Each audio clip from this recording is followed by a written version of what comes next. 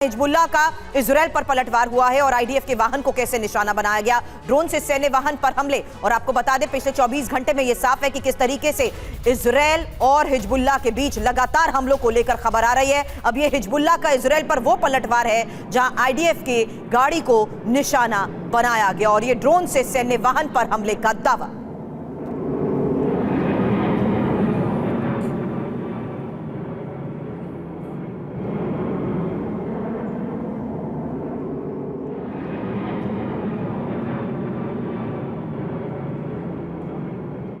और देखिए उत्तरी इजराइल में हमले की आशंका है। हाइफा में बज रहे हैं एयर रेड अलर्ट के सायरन। हमले को देखते हुए डिफेंस सिस्टम अलर्ट कर दिया गया है।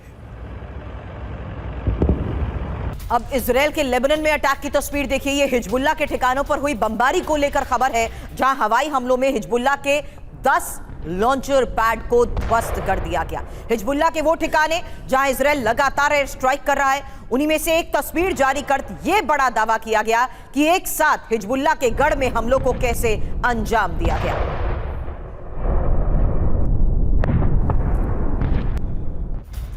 इधर हिजबुल्लाह का इजराइल पर विध्वंसक प्रहार। तेल अवीव समेत कई शहरों पर मिसाइल से अटैक। बेन गुरियन हवाई अड्डे पर बज रहे हैं सायरन।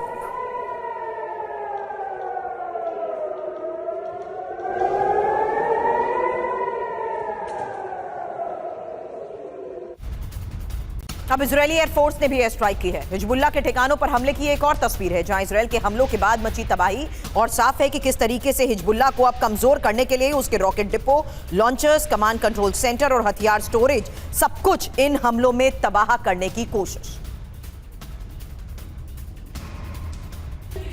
और अब एक बड़ी खबर है, अमेरिका ने मिडिल ईस्ट में तैनाती बढ़ा दी है। यूरोप से अतिरिक्त सैनिक मिडिल ईस्ट में भेजे गए हैं। मिडिल ईस्ट में अभी 50,000 के करीब यूएस के सैनिक हैं और ट्रंप ने कहा है हमारे शूटर्स अब भी मध्य पूर्व में मुस्तैद हैं।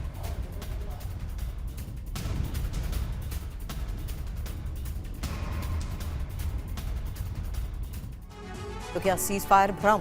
यूएस ग्राउंड ऑपरेशन करेगा, क्योंकि संकेत इसके साफ हैं। जहां पहला संकेत है मिडिल ईस्ट में अभी भी अमेरिकी सैनिकों की तैनाती, दूसरा एक और संकेत है जहां यूरोप से अतिरिक्त सैनिक मिडिल ईस्ट भेजे गए हैं, और तीसरा संकेत जहां मिडिल ईस्ट में अभी भी 50,000 के करीब यूएस सैनिक मौजूद हैं। रवि, संकेत नंबर 4, समझौता न होने पर अमेरिका हमले के लिए है तैयार। संकेत नंबर 5, सीज फायर के बावजूद अमेरिकी बेस पर हलचल तेज। संकेत नंबर 6, बार बार सीज फायर के उल्लंघन से उलझे हालात। हालांकि जब जब वार्ता तब तब जंग। ऐसा इसलिए क्योंकि इससे पहले अगर हम अप्रैल 2025 की बात भी करें तो ओमान की मध्यस्थता में बातचीत और अमेरिका ने ईरान पर हमला किया। उसके अलावा बात फरवरी 2026 के लिए भी इसलिए जरूरी रही, यहां क्योंकि जिनेवा में यूएस ईरान में वार्ता और अमेरिका ने ईरान पर हमला कर दिया। बिल्कुल। और देखिए अप्रैल 2026 इस्लामाबाद में वार्ता है प्रस्तावित, लेकिन वार्ता से पहले ही देखिए किस तरह से माहौल यहां बनता जा रहा है। तनावपूर्ण स्थिति यहां पर दिखने लगी है। हमारे साथ हमारे खास मेहमान जुड़ चुके हैं।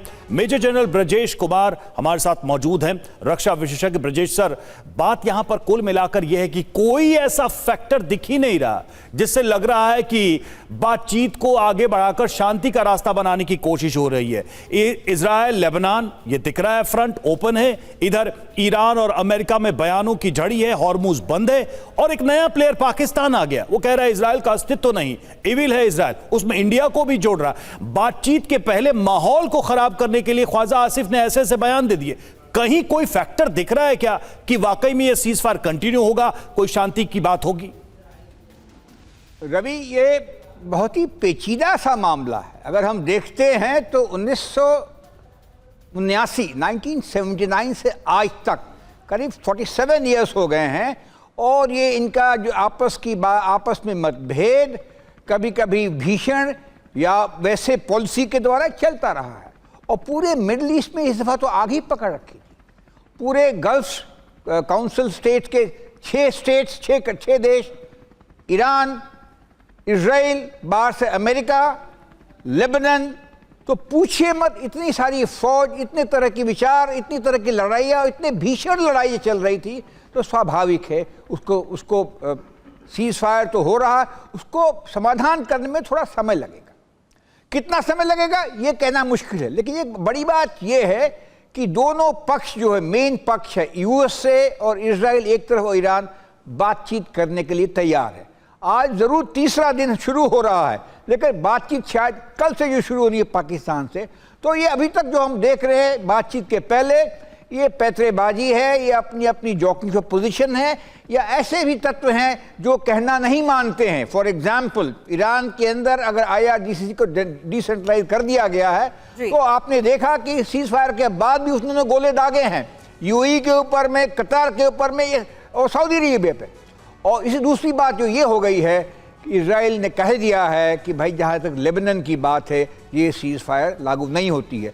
तो दो तीन बड़ी चीज़ें निभर के आई है। एक तो है क्या लेबनान के ऊपर ये सीज फायर लागू होता है कि नहीं। अमेरिकन पक्ष का कहना है कि लागू नहीं होता है, वही दूसरी तरफ ईरान कहता है बिल्कुल लागू होता है, क्योंकि हिजबुल्लाह जो है ईरान का प्रॉक्सी है, ईरान का एक्सेस ऑफ इविल है। सर, ये वो तमाम ग्राउंड्स हैं जिन्होंने ये बता दिया कि बातचीत के लिए अगर आप सामने होते भी हैं तो अविश्वास है।